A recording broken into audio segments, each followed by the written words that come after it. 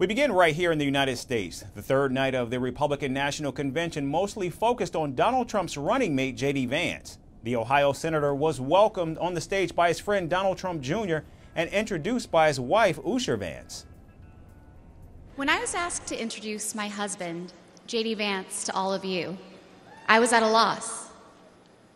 What could I say that hasn't already been said before? After all, the man was already the subject of a Ron Howard movie.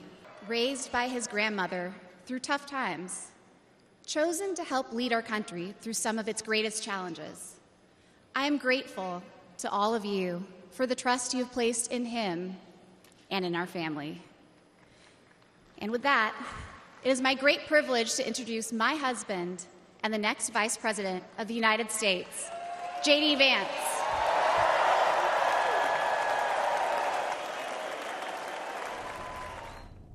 Addressing delegates at the RNC, Vance formally accepted the vice presidential nomination and offered a populist-themed message, presenting the Republican Party as a champion of working-class Americans while denouncing the Democratic Party as ineffective and out of touch.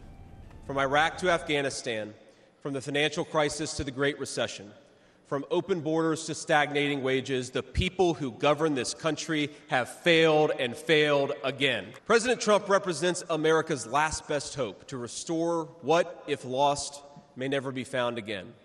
A country where a working-class boy born far from the halls of power can stand on this stage as the next Vice President of the United States of America. The 39-year-old nominee also joined scores of Republicans to condemn the assassination attempt against Donald Trump just 5 days ago. I want all Americans to go and watch the video of a would-be assassin coming a quarter of an inch from taking his life.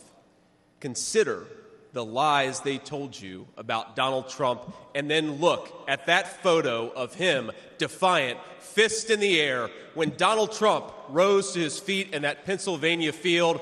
All of America stood with him. The GOP convention also invited the families of the 13 U.S. service members who were killed in a suicide bombing in August of 2021 during the evacuation of U.S. forces in Afghanistan. The parents and loved ones of the slain service members made a scathing critique of President Joe Biden, who enraged them last month after claiming that no service personnel died during his term in office. I'm Christy Shamblin.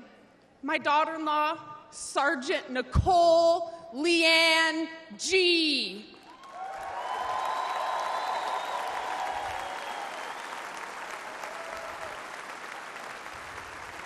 was a United States Marine, and she was killed at Abbey Gate in Afghanistan, alongside 12 of her brothers and sister-in-arms. While Joe Biden has refused to recognize their sacrifice, Donald Trump spent 6 hours in Bedminster with us. He allowed us to grieve. He allowed us to remember our heroes. When Hunter and the other service members' bodies were returned to the U.S. in Dover, Delaware, Joe Biden met the plane. But he made the occasion more about his son, lost to cancer, than our sons and daughters, lost on his watch.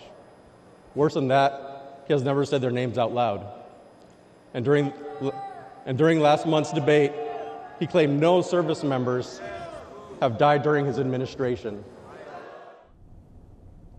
Meanwhile, Donald Trump has long demonized immigrants, mocked the LGBT community, and has also been accused by at least 26 women of sexual misconduct since the 1970s. But he's now turned to the women in his life to help him soften those edges. His daughter-in-law, Laura Trump, addressed the RNC on Tuesday and portrayed the former president as a family man and a supporting father-in-law. Also, the former president's granddaughter, Kai Trump, made her convention debut last night and called Donald Trump just a normal grandpa. I'm speaking today to share the side of my grandpa that people don't often see. To me, he's just a normal grandpa. He gives us candy and soda when our parents aren't looking. He always wants to know how we're doing in school. When I made the high honor roll, he printed it out to show his friends how proud he was of me. And he calls me during the middle of the school day to ask how my golf game is going and tells me all about his. On Saturday, I was shocked when I heard that he has been shot, and I just wanted to know if he was okay. It was heartbreaking that someone would do that to another person. A lot of people have put my grandpa through hell, and he's still standing.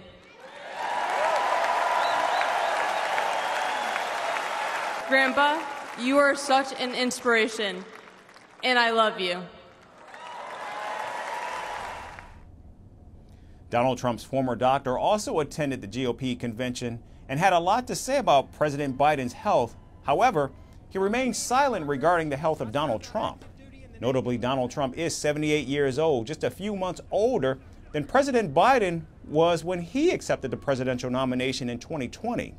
Still, all eyes will be on the ex-president as he takes the stage tonight and formally accepts the party's nomination.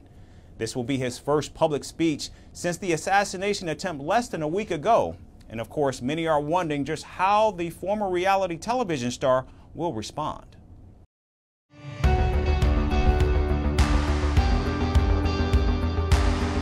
Across continents, one powerful news source.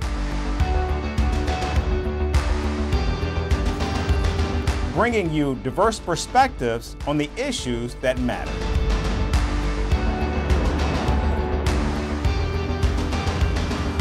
We go beyond the boundaries to give you that little extra about every sporting moment.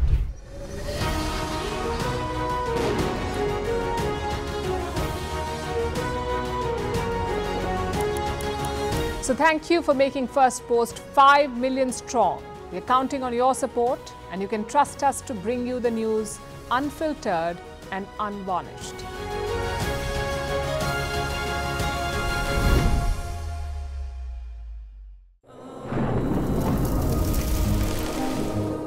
Climate change is on our doorstep.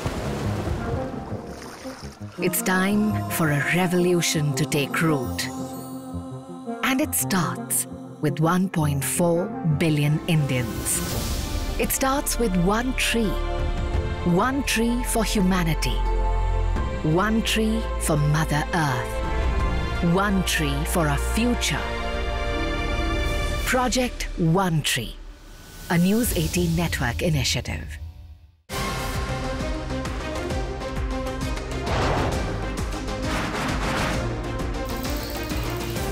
On the show today, the T20 World Cup bandwagon fans moved across to the West Indies. What can you expect from this? Hello, I'm Alice Green, coming to you from Durban, South Africa. Today we have a special show. We start with a report on India's shifting nuclear posture. The first time since India officially became a nuclear power. Hello and welcome to Firstpost America. I'm Aaron Ham, coming to you live from the nation's capital.